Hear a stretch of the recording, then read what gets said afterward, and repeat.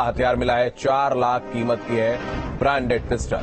तो उमेश पाल हत्याकांड में इस्तेमाल हुई थी कोल्ट पिस्टल। आपको बता दें, बड़ी खबर सामने आ रही है उमेश पाल हत्याकांड से जुड़ी। असद ने कोल्ट पिस्टल से गोलियां मारी थी उमेश को, और कल जब दफ्तर में छापेमारी हुई तो कोल्ट ब्रांड का हथियार वहां से मिला है। आपको बता दें, तकरीबन 4 लाख से ज्यादा कीमत का यह हथियार है। असलों के जखीरे में कोल्ट ब्रांड की ब्रांडेड पिस्टल मिली है। उमेश पाल हत्याकांड के आरोपी माफिया अतीक अहमद की मुश्किलें दिनों दिन बढ़ती जा रही हैं। प्रयागराज में पुलिस ने माफिया अतीक के दफ्तर पर छापा मारा। चौंकाने वाली बात यह है कि जिस दफ्तर को ध्वस्त किया गया था, वहां से हथियारों का जखीरा और लाखों कैश बरामद हुआ। अतीक के 5 गुर्गे भी धर दबोचे गए।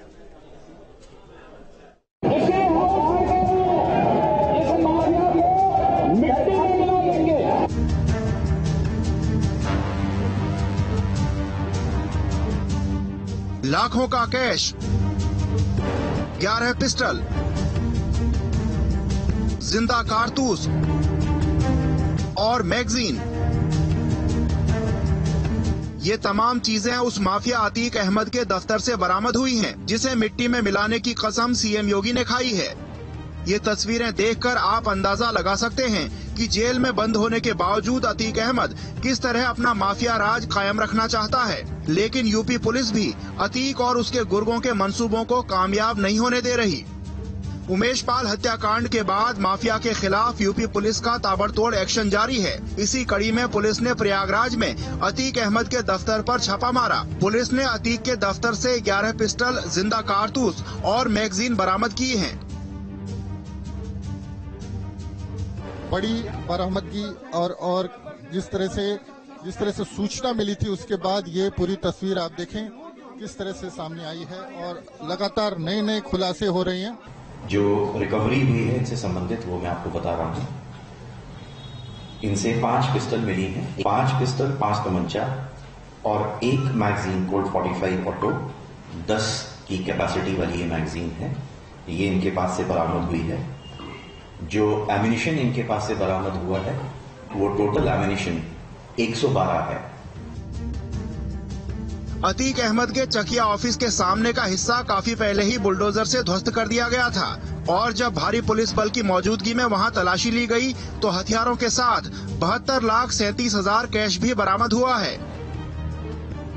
लाखों की रकम है तो स्पष्ट तौर पर देखा जा सकता है, लेकिन इस रकम से इसका मकसद क्या था, इसको यहाँ पर रखने का, इसके पीछे क्या मकसद था?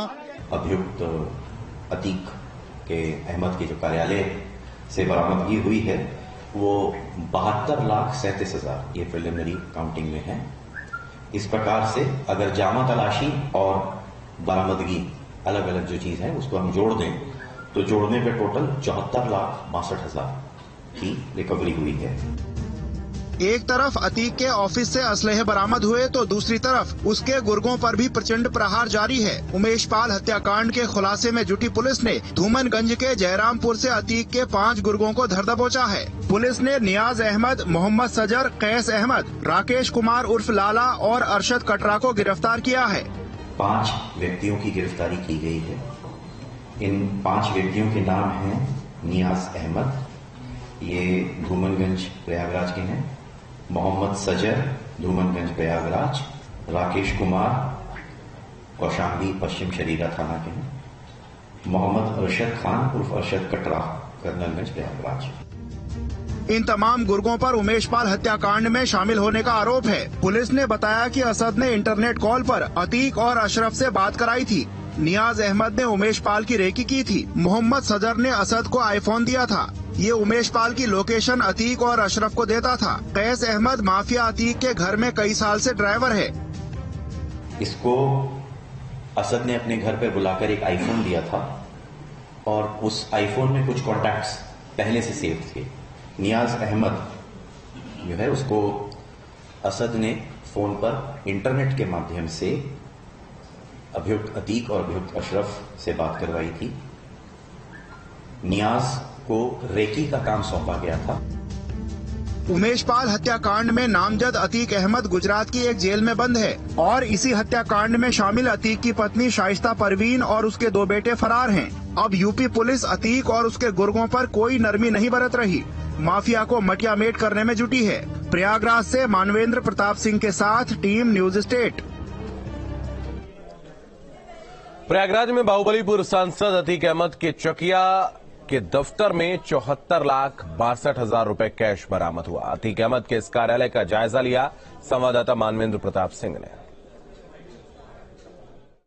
प्रयागराज में माफिया अतीक अहमद के कार्यालय पर कल हुए छापेमारी की कार्रवाई में 72 लाख रुपए नगद और हथियार मिले हैं। हम इस वक्त उसी कार्यालय के फर्स्ट फ्लोर पर मौजूद हैं। आप देखें तो ये यहाँ पर जो सीढ़ी से ऊपर आते हैं तो बगल में ये आपको किचन दिखाई देगा, जहाँ पर ऐसा लगता है कि अभी भी तमाम वो सामान जो खाना पकाने और नाश्ता तैयार करने के लिए इस्तेमाल होता है वो यहाँ पर मौजूद है।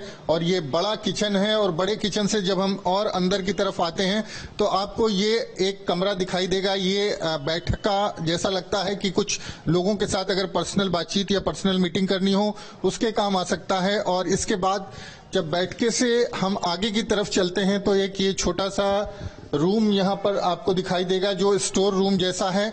और थोड़ा सा अंदर आते हैं तो यहाँ पर ये बड़ा हॉल है।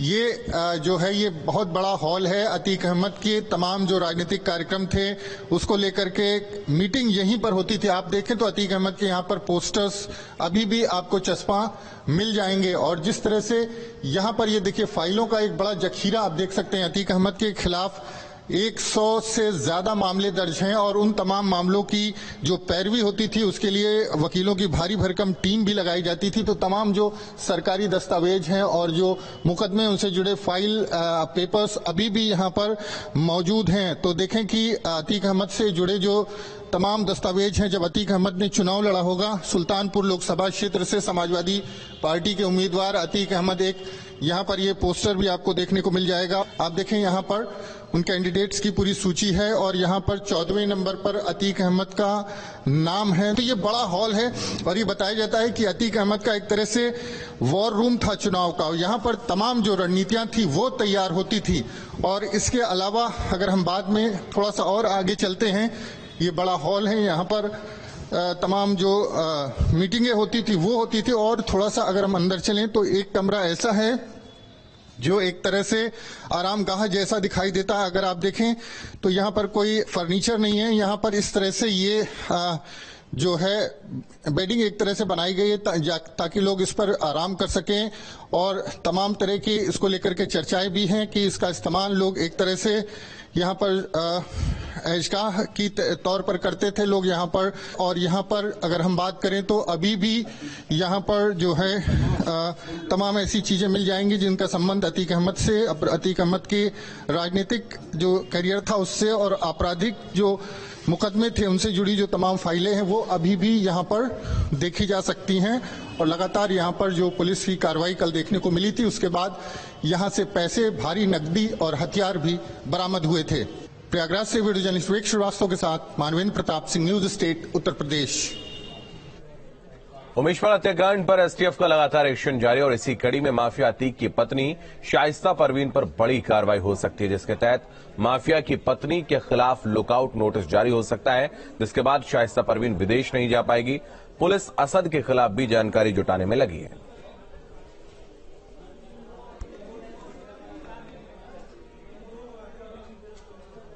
उमेश पाल हत्याकांड पर रोज चौंकाने वाले खुलासे हो रहे हैं। जानकारी के मुताबिक 24 फरवरी के पहले 14, 18 और 21 फरवरी को भी शूटर्स की गाड़ी ने उमेश पाल का पीछा किया था।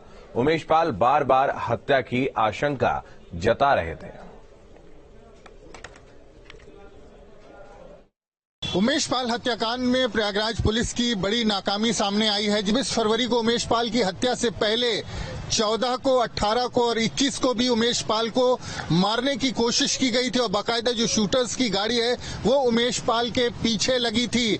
14 तारीख की अगर बात करें तो 14 तारीख को उमेश पाल के गनर के पास AK-47 था, जिसके चलते जो शूटर्स थे वो पीछे हट गए। उनको लगा कि अगर AK-47 से फायरिंग कर देगा गनर तो शायद कोई बच ना पाए। इस लिहाज से उन्होंने 14 तारीख को उमेश पाल को मारने का प्लान कैंसिल कर दिया। और अगर 18 तारीख की बात करें तो 18 तारीख तारीख को महाशिवरात्रि का पर्व था, 18 फरवरी को, और ऐसे में उमेश पाल के घर के आसपास भारी भीड़ जमा थी। तो शूटर्स को लगा कि अगर उन्होंने फायरिंग की और कहीं कोई दिक्कत हुई तो जो भीड़ है उसके शिकार बन सकते हैं, इसलिए उन्होंने 18 तारीख को भी उमेश पाल को मारने की अपनी जो योजना थी उसको कैंसिल कर दिया। सबसे बड़ी बात यह है कि जिन शूटर्स ने उमेश पाल को मारा है, चाहे वो गुड्डू मुस्लिम की बात कर लें, साबिर की बात कर लें, अरमान की बात कर लें, गुलाम की बात कर लें, ये सब पहले से